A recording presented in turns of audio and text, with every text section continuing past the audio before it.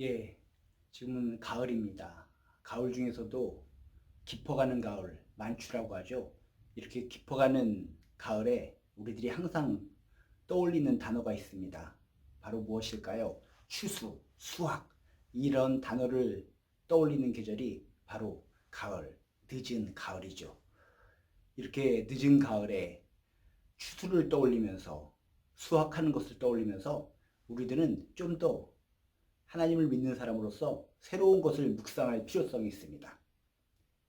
세상적인 곡식들을 추수하는 것, 그런 것들을 바라보면서 과연 하나님이 기뻐하시는 영혼을 추수하는 일, 영혼을 추수하는 일은 내가 지금 현재 어떻게 결론을 맺고 있는가, 어떤 결말을 향해 나아가고 있는가.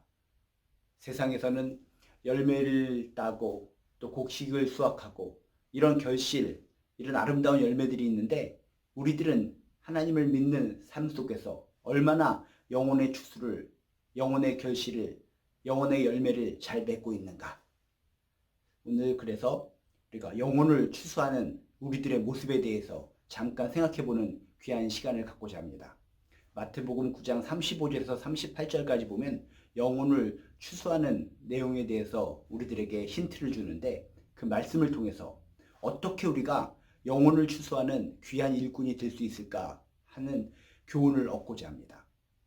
우리가 영혼을 추수한다 생각하면 뭔가 거창한 것 같고 나하고는 관련 없는 것 같고 뭔가 부담스러운 것으로 느껴지는데 오늘 이 말씀을 통해서 어떻게 영혼을 추수하는 일꾼이 나는 될 수 있을까?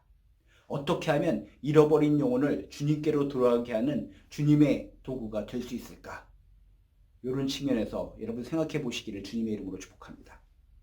그러면 어떤 내용을 통해서 우리가 어떻게 하면 영혼을 추수하는 일꾼이 될 수 있을까라고 하는 힌트를 얻을 수 있겠습니까? 그것은 바로 예수님의 공생의 기간 동안에 모습을 통해서 예수님의 말씀을 통해서 우리가 통찰력을 얻을 수 있는 줄로 믿습니다. 내가 진정 하나님을 믿는 사람으로서 어떻게 영혼을 추수하는 일꾼이 될 수 있을까? 예수님의 모습, 예수님의 삶의 태도, 예수님의 말씀을 통해서 내가 어떻게 영혼을 추수하는 일꾼이 될 수 있을지 체크해 보시기를 주님의 이름으로 축복합니다. 먼저 우리가 영혼을 추수하는 일꾼이 되기 위해서 가장 먼저 필요한 것은 바로 부지런해야 된다라고 하는 것을 우리가 기억해야 될 줄로 믿습니다. 부지런해야 된다. 마태복음 9장 35절에 보면 이런 말씀이 있습니다. 예수께서 모든 도시와 마을을 두루 다니사 그들의 회당에서 가르치시며 천국 복음을 전파하시며 모든 병과 모든 악한 것을 고치시느니라. 뭡니까? 예수님께서 공생의 기간 동안에 하신 일들을 요약해서 이야기하고 있는데 예수님께서는 한 군데에서만 연연하신 것이 아니라 모든 성읍과 모든 마을을 두루두루 구석구석 다니셨다라고 성경은 이야기하고 있습니다. 예수께서 모든 도시와 마을에 두루두루 다니셨다.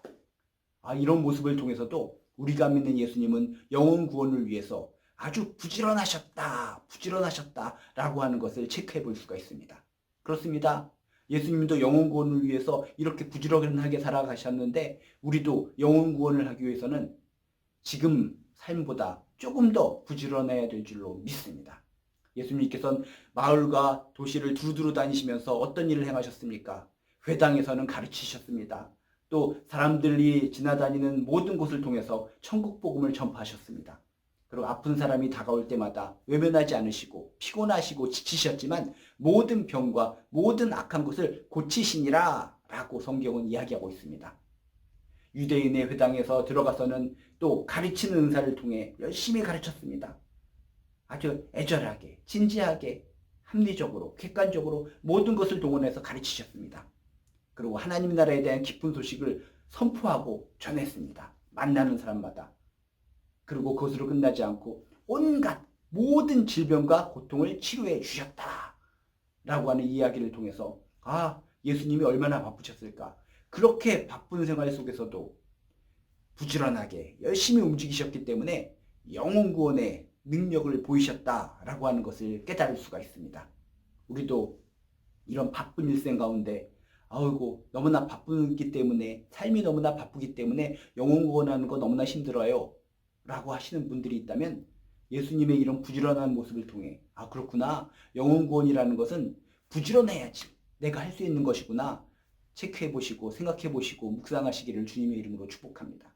예수님은 공생의 3년 기간 동안 정말 쉴 틈 없이 열심히 일하시고 열심히 천국 복음을 증거하셨습니다. 부지런하셨습니다. 근면하셨습니다. 꾸준하셨습니다. 지속성이 있으셨습니다. 여러분, 내가 영혼 구원하기 위해서 나는 너무나 바빠요. 시간이 없어요. 그래서 영혼 구원 못해요. 라고 하는 것은 예수님의 모습을 살펴볼 때 우리는 너무나 비겁한 거짓말이라는 것입니다. 시간이 없어서 너무 바빠서 못합니다. 그런 이야기, 그런 변명, 그런 핑계는 잠깐 내려놓으시고 예수님의 삶에 집중해 보시기 바랍니다. 예수께서 모든 도시와 마을을 두루 다니사 그들의 회당에서 가르치시며 천국 복음을 전파하시며 모든 병과 모든 악한 것을 고치시니라. 예수님의 부지런하심, 근면하심, 꾸준하심, 성실하심, 지속적으로 열심히 일하신 이런 것들을 통해서 그렇구나. 부지런한 사람, 부지런해야지 우리는 영혼을 추수하는 일꾼이 될 수 있겠구나 라고 하는 교훈을 얻으시고 나도 아무리 피곤하고 지치고 힘들지라도 조금만 더 부지런하셔서 영혼 구원할 수 있는 능력자들이 되시기를 주님의 이름으로 축복합니다.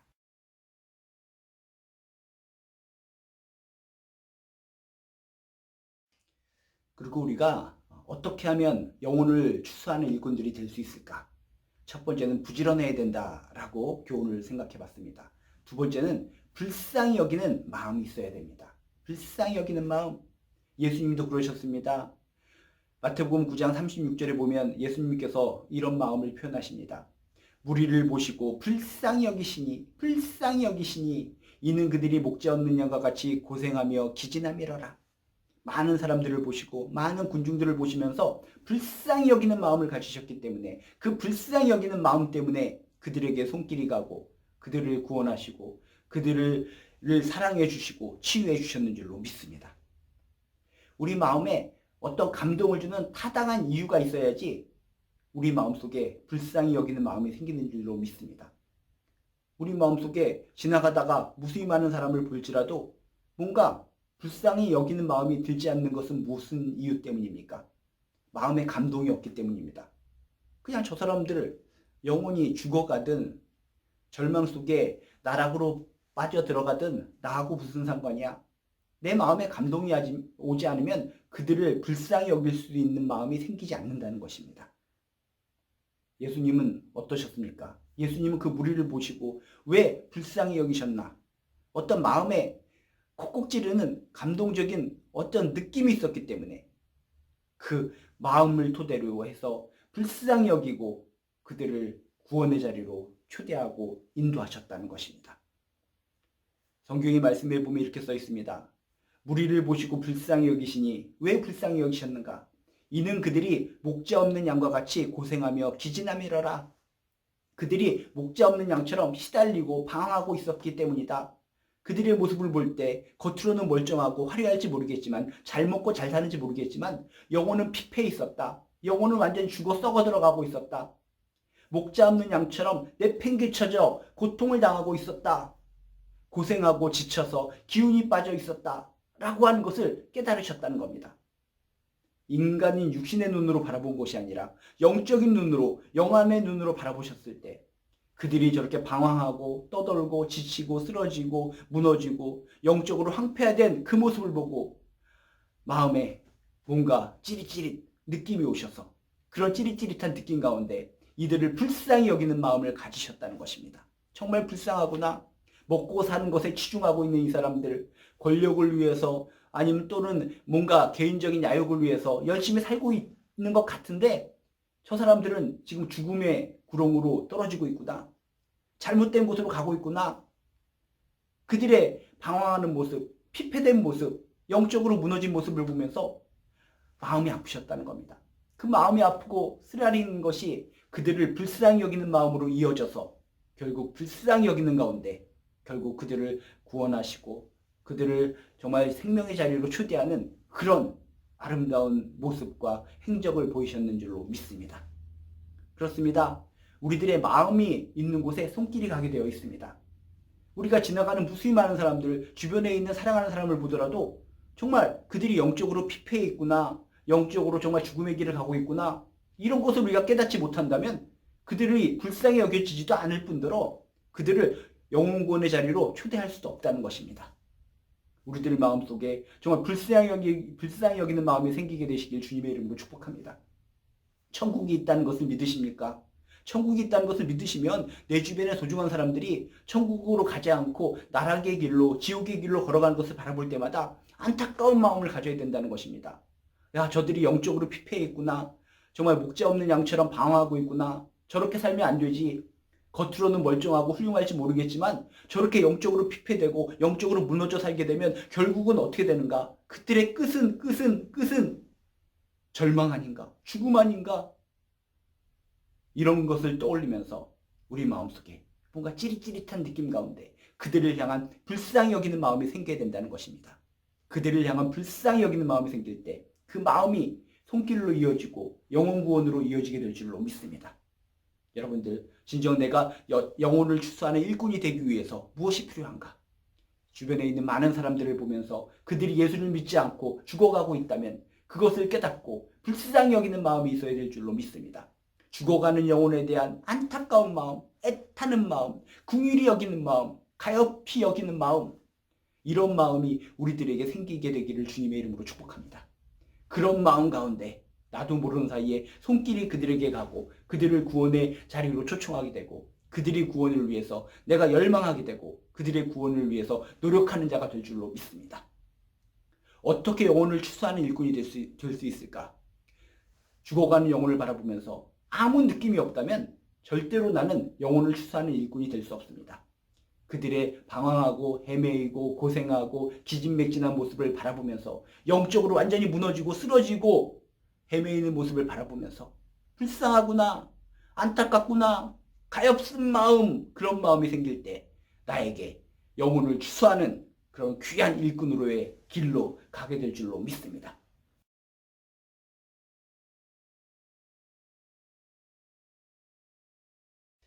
어떻게 우리가 영혼을 추수하는 일꾼이 될 수 있을까?